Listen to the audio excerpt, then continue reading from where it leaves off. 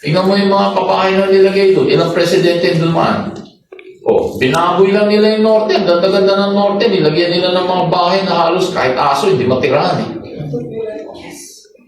Hiningi ko yan kay President Duterte. Sabi ko, ayusin ko na lang yan. I-turn over nyo na lang sa amin. Hindi ko na-turn over lahat yan sa amin. Kahanapan ko na lang ng budget. Gagawa ko lang ng paraan. Ginamit pa ng kalaban ko. Sinabi ng kalaban ko, maraming bahay dyan. Bakit hindi mo na pamigay, Mayor? Hindi nga binibigay sa akin. Pwede ko pamigay yung hindi akin. Ano ba yan? Di ba? Bakit ko naman pahirapan yung mga tao? Why will I be mayor? Kung pahirapan ko pa, di ba? Kaya ako, papasalamat ako, hindi dahil pinsan ko, maganda yung ginawa ni BBM. Nag-download siya, 170 million to repair the houses. Kalahin mo, houses that were never used and we have to spend 170 million to repair them. Ang kalukuhan yan. Doon ako naghihinakit. Pagkatapos papakita natin ang gaganda ng kalye, ang gaganda ng tulay, ang gaganda kung ano ng mga project, pagkatapos sariling bahay ng Pilipino, binaboy. Sinong hindi magagalit doon? Tapos gagawa sila ng design ng bahay, 4 ang anak, 1 kwarto, kaya marami tayong kasong incest. Saan ang direksyon natin? Saan ba tayo papunta nito? Paano yung susunod na henerasyon ng Pilipinas? Paano tayo makaka-harness na magagaling na leader? Daming umiiyak sa akin yung estudyante, hindi ka pakapag-aral. Bakit? Nasa 1 kwarto ka? Makapag-aral ka ba niyan? Yung iba pa nga dyan, yung isa, kapatid, bagong panganak. Iyak ng iyak yung baby, puyat, papasok sa eskwela, puyat. Mali. Sistema. Ang 170 million per Tacloban lang ito. Yes. Kailan ito na-download, sir? Way before election. Gagamitin within the year pa. Within the year, ginagamit na. Asap yan. Asap yan. Mga ilang units pa kayo kailangan na ayusin? To repair? Maraming units, kaya ako inahabol ko doon, mabigay ko na sana yung titulo. Ang problema dyan, maraming babayaran pagbigay ng titulo. Pero yung mga gagastusin para sa titulo na sinagot na ng syudad, yung sinisingil ng syudad. Pero yung sinisingil ng national government, hindi ko naman kaya pa-exempt yun. Kailangan humingi ng exemption sa national government yan. Diba? Kasi pag nabigyan ka ng titulo, siguro naman, ayusin mo na yung bahay mo. Kahit kakulang-kulang ng mga paggawa ng gobyerno, ayusin mo na lang yun, di ba? Nabigyan na lahat sir sa Tacloban na i-turn over na lahat ng pabahay. Hindi. Ilang units lang Mayor? Hindi. Na-turn over sa city. More than half na hindi pa. Dami po na. 14,000, sir? More than half ang hindi pa na-turn over. Yung sa Salvation, sir, hindi Yung pa yun. turn over sa akin, yung mga Sa city. hindi, yung mga turn over, maraming turn over sa amin, yung mga kalye, yung mga common spaces. 14,000. Kaya yun, nalagyan ng eskwelahan ng DepEd.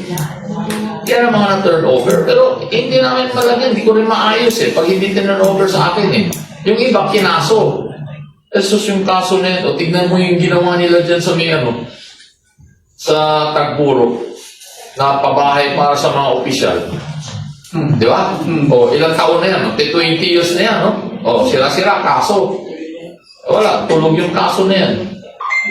Mas gusto pa nga ata ng kontraktor, nakasuhan siya Alam niya, mas matagal yung kaso Mayor, yung 170 million, ilang bahay po yun?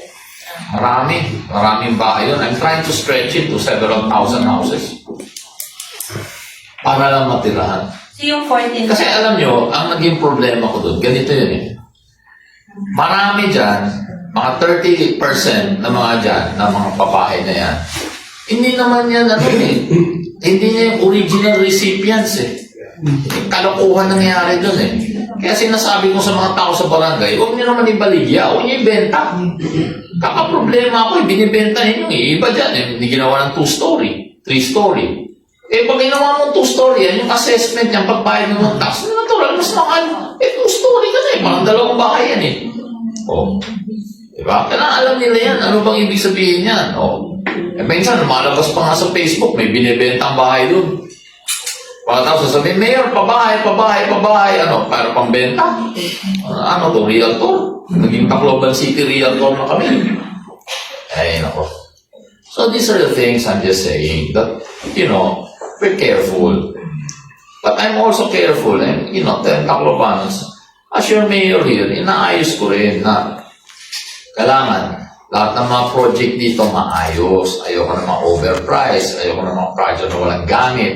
Diba? Ayoko naman after 2028, katakot-takot, investigahin tayo. Take advantage tayo. Hindi ako mapayag ng ganun.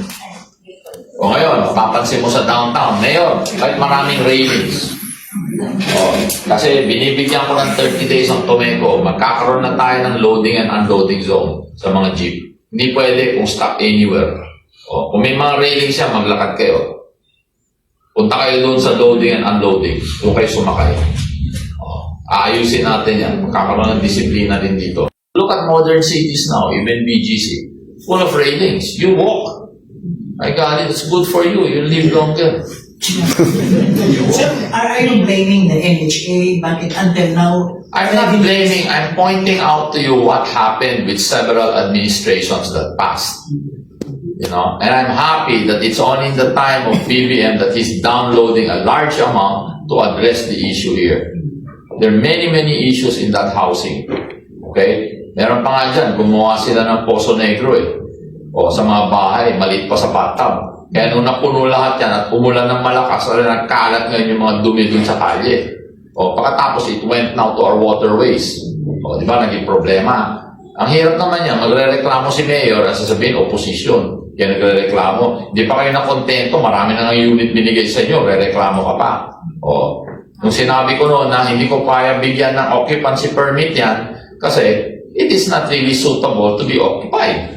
Because walang kuryente, walang tubig, wala lahat. Anong sinabi sa akin? Kung hindi mo bibigyan ng occupancy permit yan, pamimigay namin sa iba. Kaya yung mga recipient dyan, umiiyak sa akin, kaysa ibigay sa iba, Mayor, tanggapin na lang namin kahit ganyan, kapit sa patalim. Is that good governance? That's the worst governance I've ever seen. Di mo pera yan, pera ng tao yan, gagawin mo kapit sa patalim, klase yan. You want sir for the repair of the houses? Yes! Sino Repair! Sino mayor yung makaka-avail doon? Hindi, may assessment kami. Yung talagang hindi matirahan, ayusin. Di ba? Ano hindi matirahan? May mga walls na ginawa, tabi niya. Kung mahulog yun, di may mamatay, di ba? Hindi occupied. You cannot, that. So we have to fix that. And it's more expensive to repair than to build a new one. Pag naayos siya, sino yung pwedeng mag-avail? Nandun. Ganito yan. Bago ginawa yung mga bahay na yan, nag-survey kami sa city government. 14,000 names were submitted to Congress to be the recipients. Ang problema niyan, pagdating sa administrative, sabi niya, lipat na lahat kayo doon. Maraming lumipat doon na hindi dapat nandun doon. Hindi mo naman matanggal. Maraming nga doon, may lumapit sa akin hindi naman Tacloban Hanggang LGU, nakatira doon paano nangyari yun? May nagalit pa sa akin. Ba't nagalit? Sabi, naghahanap buhay lang ng kami. Ano hanap buhay mo? Nung nakita namin doon, 8 washing machine nandun sa unit niya. Ginawa pala niya Hanap buhay nga. Hindi, yun pala, hindi pala kanya. Diba? But I'm trying my best as your mayor to make sure na I don't want to antagonize any leader or what. And that's been my promise. I mean, I'm going on my last term. And matuto na kayo mga Taclobanon, Life is difficult. Yes, sometimes, many times, life is unfair. Get used to it. But we be resilient and we just keep fighting for what's right. And we keep doing that. And if we keep doing that, I assure you, we will be blessed, we will be protected, we will be good. Look at other places, Dito naman, wala naman tayong mga patayan na nangyayari dito. Nagkaroon ba tayo ng pogo dito? Nagkaroon ba tayo ng mga isabong dito? Wala naman ganun Di ba? So, be happy. Be blessed na you have that kind here in Tacloban City.